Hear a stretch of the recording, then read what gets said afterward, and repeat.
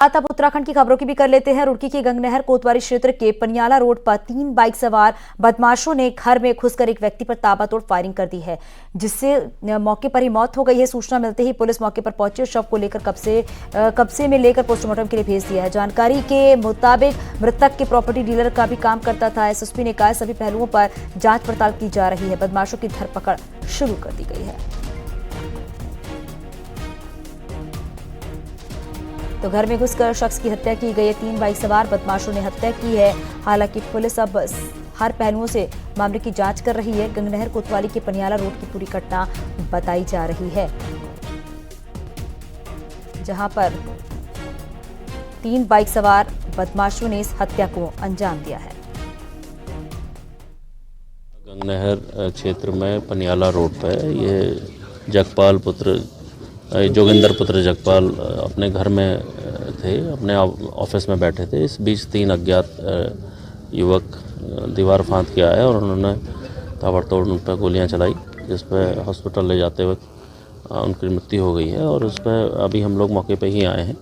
सभी चीज़ों का हम लोग परीक्षण कर रहे हैं। जल्दी ही इस घटना का खुलासा किया जाएगा। नैनीताल हाईकोर्ट में आज भीमताल में बाघ के आतंक को लेकर बड़ी सुनवाई होनी है। वन विभाग को आज कोर्ट में जवाब देना है। वन विभाग पर कोर्ट ने सवाल उठाए थे, विभाग की कार्यप्रणाली पर भी सवाल उठाए थे। भीमताल और आसपास बाघ के हमलों में अब तक 3 की मौत हो चुकी है, जबकि इलाके में गुलदार का आतंक लगातार चल रहा है। तो वन विभाग, आपको बताते चलें, देखा जा रहा है कि आज मामले पर सुनवाई होनी है। वन विभाग को हाईकोर्ट में जवाब देना है और कोर्ट ने वन विभाग पर सवाल उठाए थे। बाघ के हमले में अब तक 3 लोगों की मौत हो चुकी है और भीमताल में बाघ के आतंक पर आज सुनवाई होनी है। हालांकि देखना होगा कि नैनीताल हाईकोर्ट की तरफ से क्या अहम बातें सामने आती हैं। सहयोगी वीरेंद्र विष्ट हमारे साथ फोन लाइन पर जुड़ गए हैं। वीरेंद्र, जरा बताइएगा, क्योंकि भीमताल में बाघ आतंक पर ये सुनवाई होनी है, हालांकि इस दौरान वन विभाग को जवाब भी देना है। वाकई अगर देखा जाए तो जिस तरह से पिछले तारीख में हाईकोर्ट ने तमाम सवाल उठाए थे और कहा था कि ट्रैंक्विलाइज करें, उसको पकड़ें, लेकिन उसके बावजूद जो वन विभाग नैनीताल है उसने 2 एक लेपर्ड और एक बाघ को पकड़ा है। और दावा ये किया गया है कल वन विभाग ने कि सुनवाई से पहले कि जो बाघ भीमताल में पकड़ा गया था जंगलिया गांव में, वही आदमखोर है। लेकिन आज इन सारी बातों को लेकर कोर्ट में जवाब पेश करना है। और पिछली डेट में कोर्ट ने साफ तौर पर यह भी कहा था, अगर इस तरह की चीजें होती हैं, जो कानून है, वन कानून है, उनका उल्लंघन खुद वन विभाग करता है, तो कई अधिकारियों पर भी इस तरह की कार्रवाई की जा सकती है। लगभग 11 बजे हाईकोर्ट में सुनवाई होगी और वन विभाग के जो अधिकारी हैं उनको कोर्ट में पेश होना है और उनको ये भी बताना है कि जो रिपोर्ट आई है वो किस आधार पर इसको आदमखोर घोषित किया गया है। तो ये कहा जा सकता है कि आज दिन के वक्त कोई भी फैसला, अहम फैसला वन विभाग दे सकता है। लेकिन जिस तरह से पिछले दिनों लगातार घटनाएं हुई, 3 महिलाओं की मौत हुई और इलाके में अब भी डर का माहौल बना हुआ है, क्योंकि जो गुलदार की धमक है वो लगातार देखी गई है। जो टाइगर है उसकी भी 2-3 टाइगरों की मूवमेंट और देखी गई है। तो ये कहा जा सकता है कि आने वाले दिनों में भी खतरा है और हाईकोर्ट से भी कोई आज बड़ा निर्णय मिल सकता है। बहुत शुक्रिया इस पूरी जानकारी के लिए वीरेंद्र।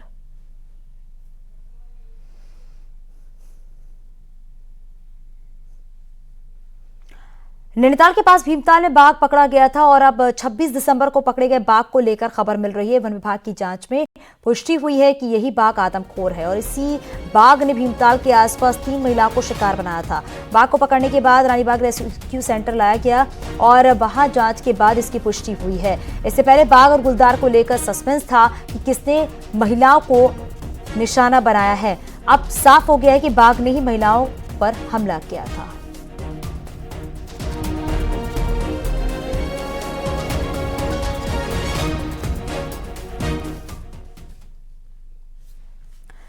देहरादून से लगे सिंगली गांव में गुलदार ने 4 साल के बच्चे को अपना शिकार बना लिया। 7 से 15 दिसंबर के बीच नैनीताल में भी 3 महिलाओं को बाघ ने शिकार बना दिया है। पूरे पहाड़ में जंगली जानवरों की दहशत बनी हुई है।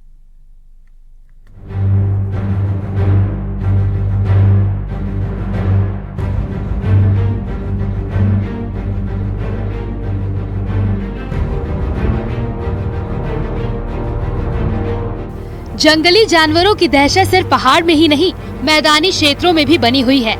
मंगलवार रात देहरादून से लगे सिंगली गांव में गुलदार ने 4 साल के बच्चे को घर के आंगन से उठा लिया। रात करीब 10 बजे ये बच्चा अपनी मां और कुत्ते के साथ घर के आंगन में था। कुत्ते के लिए घात लगाए बैठा गुलदार बच्चे पर झपट पड़ा। सुबह घर के पास झाड़ियों में बच्चे का छत विछत शव मिला। घर के चारों ओर घना जंगल और झाड़ियां हैं।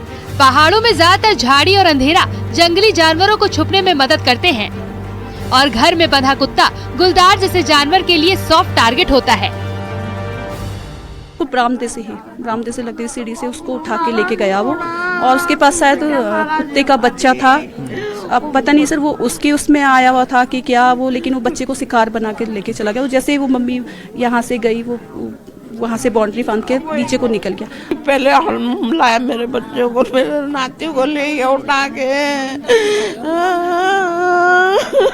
क्या बोल सकते हम, जल्द से जल्द पकड़ने की कोशिश करिए और इस गांव से उसका दफला कर दिए, नहीं तो हम पूरे जंगल में आग लगा देंगे। हम हमारा बच का नहीं है, हमारा नुकसान हो गया हमारा। नवंबर और दिसंबर में 10 लोग मारे गए और 20 लोग घायल हुए। इनमें से 3 को गुलदार ने तो 7 लोग बाघ के हमले में मारे गए।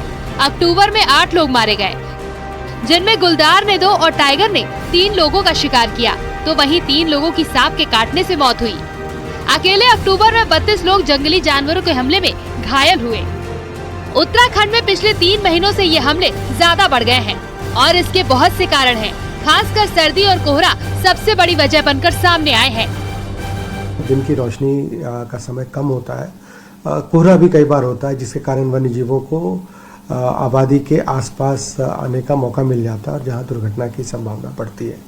तो मैं आपके माध्यम से विशेष रूप से इस प्रदेश की सम्मानित जनता से निवेदन करूंगा कि अभी के जो ये जाड़े के महीने हैं, ये इस दृष्टि से थोड़े संवेदनशील हैं। जंगली जानवरों के हमले वाले एरिया में वन विभाग ने अपनी गश्त बढ़ा दी है। जगह जगह हिंसक जानवरों को पकड़ने के लिए पिंजरे लगाए गए हैं। बावजूद इसके आपकी सतर्कता जरूरी है। खासकर रात के समय छोटे बच्चों को अकेले घर से बाहर ना निकलने दें।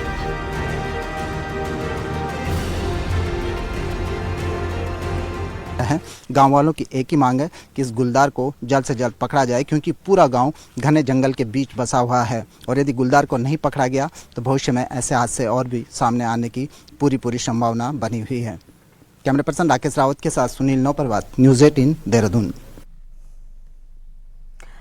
हरिद्वार के रोशनाबाद में जंगली हाथी का उत्पात देखने को मिला। यहां पर कोर्ट और जिला कलेक्ट्रेट परिसर में घुसे हाथी ने उत्पात मचाते हुए कलेक्ट्रेट की बाउंड्री वॉल को नुकसान भी पहुंचाया। कलेक्ट्रेट परिसर में जंगली हाथी को देख वहां मौजूद लोगों में अफरा तफरी मच गई और लोग अपनी गाड़ियां छोड़कर भागने लगे। सूचना पाकर पहुंची वन विभाग की टीम ने हवाई फायर कर हाथी को जंगल की ओर खदेड़ दिया है। हरिद्वार में कोर्ट और जिला कलेक्ट्रेट परिसर जंगल से सटा हुआ है, जिससे क्षेत्र में अक्सर जंगली जानवरों की चहलकदमी सामने आती रहती है।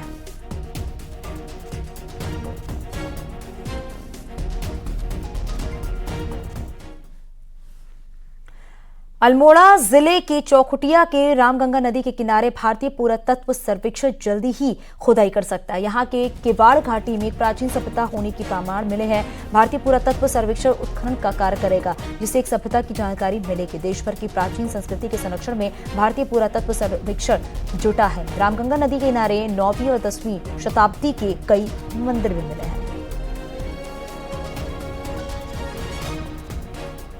तो 9वीं और 10वीं शताब्दी के यहाँ पर कई मंदिर है। बताया जा रहा है कि रामगंगा नदी के किनारे कई मंदिर बने हुए हैं।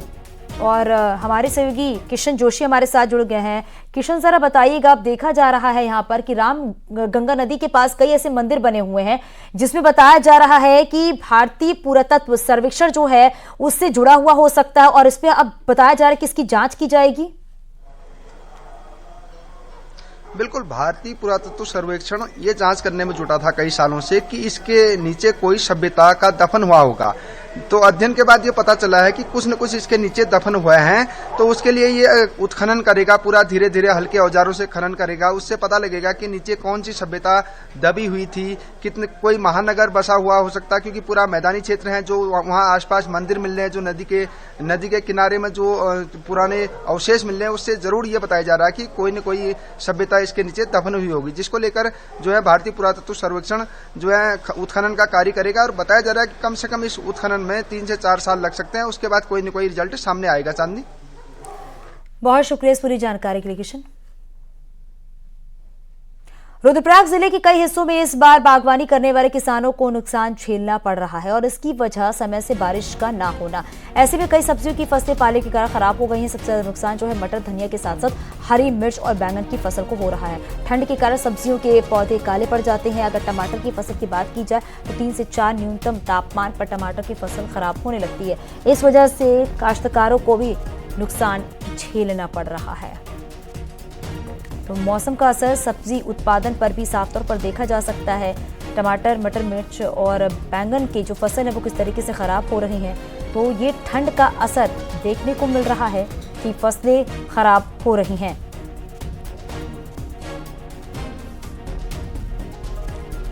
तो रुद्रप्रयाग जिले के कई हिस्सों में देखा जा रहा है कि बागवानी करने वाले किसानों को नुकसान झेलना पड़ रहा है और बताया जा रहा है कि इसकी वजह समय से बारिश ना होना बताया जा रहा है। और ऐसे में कई ऐसी सब्जियां जिसकी फसलें जो हैं वो खराब हो रही हैं।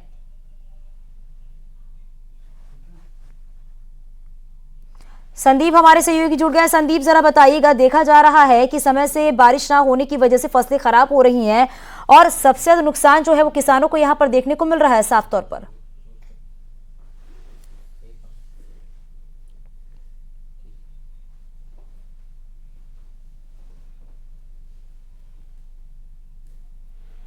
खेती हो गई, खेती हो गई, उनको पाला गिर रहा है।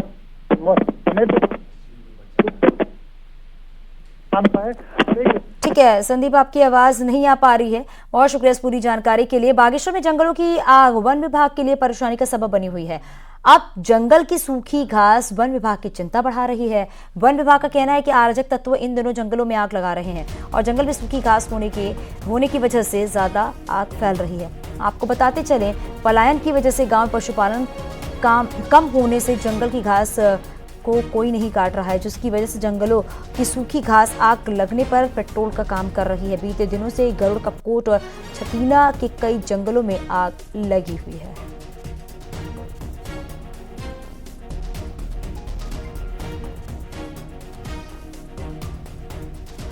तो छतीना के जंगल धधक रहे हैं।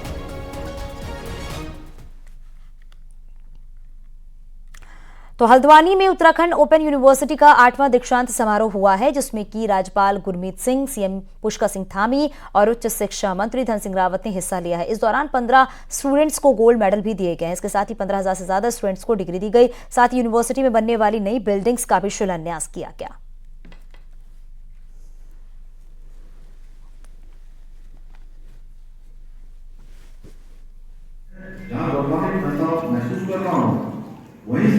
वही एक नई ऊर्जा। कक्षा 12वीं के पढ़ाई के बाद मैं विश्वविद्यालय में गया और लंबे समय तक मुझे लखनऊ विश्वविद्यालय में पढ़ाई का अवसर प्राप्त हुआ। उस दौरान विश्वविद्यालय के सारे क्रियाकलापों हमारे की भूमिका व्यक्तित्व के निर्माण में बहुत महत्वपूर्ण है। उत्तराखंड में उच्च स्तरीय शिक्षा के माध्यम से उच्च कोटि के व्यक्तित्व का निर्माण करने में हमारा उत्तराखंड मुक्त विश्वविद्यालय बहुत बड़ी भूमिका अपनी प्रतिबद्धता के साथ आगे बढ़ाने का काम कर रहा है। ज्योतिषपीठ के शंकराचार्य अविमुक्तेश्वर आनंद महाराज बुधवार से चारधाम की शीतकालीन यात्रा पर निकले हैं। यमुनोत्री धाम के मुख्य पड़ाव बड़कोट में शंकराचार्य के पहुंचने पर लोगों ने उनका भव्य स्वागत किया है। शंकराचार्य ने कहा है कि चारधाम यात्रा में कपाट बंद होने के बाद लोगों में भ्रम हो जाता है, लेकिन शीतकालीन यात्रा चल रही है और इसी भ्रम को दूर करने के लिए मैं निकला हूँ। उन्होंने कहा चारधाम यात्रा पूरे साल भर चलती है।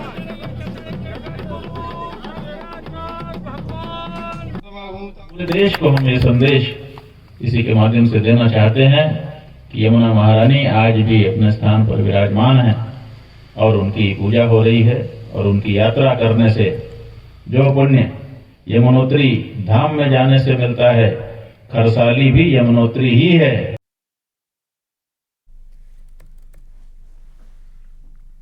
पिथौरागढ़ की गूंजी को शिव धाम बनाने की कवायद तेज होने लगी है। चाइना बॉर्डर के करीब बसा गूंजी आदि कैलाश और ओम पर्वत का द्वार है। केंद्र ने इस इलाके के डेवलपमेंट के लिए 74 करोड़ की धनराशि जारी की है और इस धनराशि से गूंजी में आधारभूत ढांचा खड़ा होगा। गूंजी तकरीबन 10,500 फीट की ऊंचाई पर मौजूद है। तो गूंजी को शिवधाम बनाने की कवायद जो है वो तेज हो गई है। चाइना बॉर्डर के करीब ये गूंजी बसा हुआ है, जिसके लिए बताया जा रहा है कि केंद्र ने इस इलाके के लिए डेवलपमेंट के लिए 74 करोड़ की धनराशि जो है वो जारी कर दी है और अब बताया जा रहा है कि इस धनराशि से गूंजी में आधारभूत ढांचा खड़ा होगा। गूंजी तकरीबन 10,500 फीट की ऊंचाई पर मौजूद है। तो देखिए, गूंजी को शिवधाम बनाने की कवायद अब तेज हो गई है। बताया जा रहा है कि यहाँ पर शिवधाम बनाया जाएगा। इसके लिए 74 करोड़ की धनराशि जो है वो भी मंजूर कर ली गई है और आदि कैलाश ओम पर्वत का द्वार भी है गूंजी। और पिथौरागढ़ से हमारे सहयोगी विजय वर्धन उप्रेती हमारे साथ जुड़ गए हैं। विजय, जरा बताइएगा कि देखा जा रहा है कि गूंजी को किस तरीके से शिवधाम बनाने की कवायद तेज हो गई है और इसके लिए केंद्र की तरफ से 74 करोड़ की धनराशि जो है उसे भी मंजूर कर लिया गया है। जी, निश्चित तौर पे आज से 3 साल पहले लिपुलेख रोड कटने के बाद ये इलाका सुर्खियों में आया था। ये इलाका इसलिए भी अहम है कि सामरिक दृष्टि से तो काफ़ी अहम है क्योंकि चाइना बॉर्डर के करीब है, लेकिन यहीं से आदि कैलाश और ओम पर्वत का रास्ता भी गुजरता है। और बीते अक्टूबर में पीएम नरेंद्र मोदी ने भी आदि कैलाश के दर्शन किए थे। उसके बाद इस इलाके को शिवधाम के रूप में स्थापित करने की कवायद तेज हो रही है। केंद्र सरकार ने 74 करोड़ की धनराशि इसमें स्वीकृत की है। इस धनराशि से वहाँ पर मूलभूत ढांचा यहाँ पर खड़ा किया जाना है, जैसे कुछ होटल बनने हैं, यात्रियों के लिए रहने का इंतजाम होना है, टेलीफोन के मोबाइल की व्यवस्था है, बिजली है। ये जो आधारभूत ढांचा इस इलाके में यहाँ पर खड़ा होना है, इसके खड़े होने से निश्चित तौर पर आदि कैलाश और ओम पर्वत के दर्शनों के लिए जाने वाले श्रद्धालुओं को तो सुविधा मिलेगी। उसके अलावा जो बॉर्डर के गाँव हैं उनको भी एक सुविधा मिलेगी। यही नहीं, जो इस इलाके में ITBP, SSB और सेना के जवान तैनात हैं उनके लिए भी ये काफ़ी राहत भरी बात होगी, क्योंकि ये इलाका काफ़ी उच्च हिमालयी क्षेत्र में पड़ता है और धार्मिक नजरिए से अगर कहें तो इस इलाके का खासा महत्व है। जी, बहुत शुक्रिया इस पूरी जानकारी के लिए। पहाड़ों में मौसम सर्द है, लेकिन भक्ति के रस से माहौल गर्म है। अयोध्या चलो का नारा बुलंद हो चुका है। क्या बुजुर्ग, क्या जवान, क्या बच्चे, हर कोई 22 जनवरी का इंतजार कर रहा है।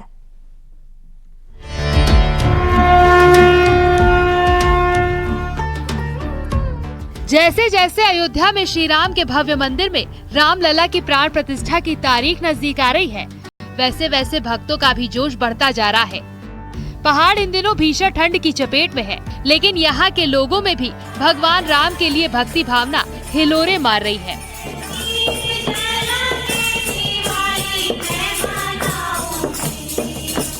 जोशीमठ के रविग्राम की महिलाएं भी प्राण प्रतिष्ठा के कार्यक्रम में जुट गई हैं। मंदिरों में भजन कीर्तन अभी से शुरू हो गए हैं। कहीं हनुमान चालीसा पढ़ी जा रही है तो कहीं सुंदरकांड का पाठ किया जा रहा है।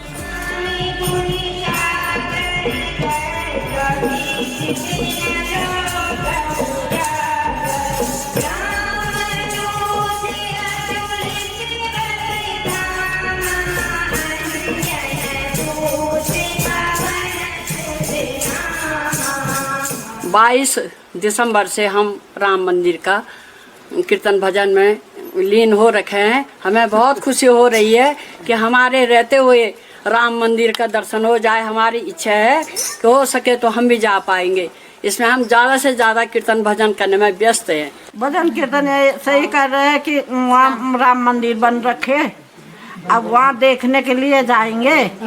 सरकार ले जाएगा तो हम भी चले जाएंगे, भगवान के दर्शन करके घर आ जाएंगे। यहाँ पर बहुत अच्छे ढंग से बहुत इच्छुक रहते लोग। हनुमान चालीसे में भी, सुंदरकांड में भी, अखंड रामायण में भी बहुत अच्छा इंटरेस्ट रहता लोगों का। बुजुर्ग महिलाएं बताती हैं कि बचपन में उन्होंने सुना था कि अयोध्या में भगवान राम का मंदिर बन रहा है। आज मंदिर बनने से बेहद खुशी हो रही है कि उनका जन्म सफल हो गया। गांव की महिलाओं की इच्छा है कि वो एक बार अब अयोध्या जाकर बन रहे राम मंदिर में रामलला के दर्शन करें। हमने बहुत 30-35 साल पहले सुना था कि अयोध्या में राम मंदिर बन रहा, पर आज तक कोई मंदिर बनाने में बड़ा व्यवधान हुआ। पर आज हमको मंदिर बनते हुए बहुत खुशी हो रही कि हमारे रहते हुए ये मंदिर बन गया। हमको बहुत खुशी हो रही है, राम मंदिर बन गया तो हमको भी जाने की इच्छा भी हो रही है। और बहुत पहले से ये विवाद हो रहा था राम मंदिर पे, लेकिन अब बन गया है तो सभी को खुशी है इस बात की। 22 जनवरी को जब अयोध्या में रामलला अपने मंदिर में विराजमान होंगे, तब पहाड़ में हर घर में भजन कीर्तन और सुंदरकांड के पाठ के आयोजन की योजना है। कई जगह तो अखंड रामायण के पाठ की भी तैयारी की जा रही है, जिसके लिए लोग अभी से उत्साहित हैं और ये उत्साह धीरे धीरे और बढ़ता जा रहा है। न्यूज़ 18 के लिए जोशीमठ से नितिन सेमवाल की रिपोर्ट। चमोली में कड़ाके की ठंड ने लोगों की दिक्कतों को बढ़ा दिया है। पहाड़ों में पल पल मौसम का मिजाज बदल रहा है। वहीं पर ठंड की वजह से पानी के प्राकृतिक स्रोत जम रहे हैं और इसके साथ ही पाला भी लोगों की परेशानी को बढ़ा रहा है। हालांकि पहाड़ों में बारिश और बर्फबारी का इंतजाम भी लोग कर रहे हैं। तो बताते चले आपको कि हालांकि यहाँ पर देखा जा रहा है किस तरीके से पहाड़ों में बारिश और बर्फबारी का लोग बेसब्री से इंतजार कर रहे हैं, क्योंकि इस समय सैलानी जो है वो बड़ी संख्या में पहाड़ों का रुख करते हैं। उत्तराखंड में कड़ाके की ठंड ने लोगों की मुश्किलें बढ़ा दी हैं। पूरे उत्तर प्रदेश में आपको बताते चले कि पूरे प्रदेश में उत्तरी पश्चिमी हवाएं चलने से कड़ाके की ठंड पड़ रही है। वहीं मौसम विभाग ने ऊपरी इलाकों में जताया है बर्फबारी का पूर्वानुमान और बताया जा रहा है इसके साथ ही 30 दिसंबर को उत्तरकाशी, चमोली, रुद्रप्रयाग, अल्मोड़ा, पिथौरागढ़ बारिश का अलर्ट भी जारी कर दिया गया है।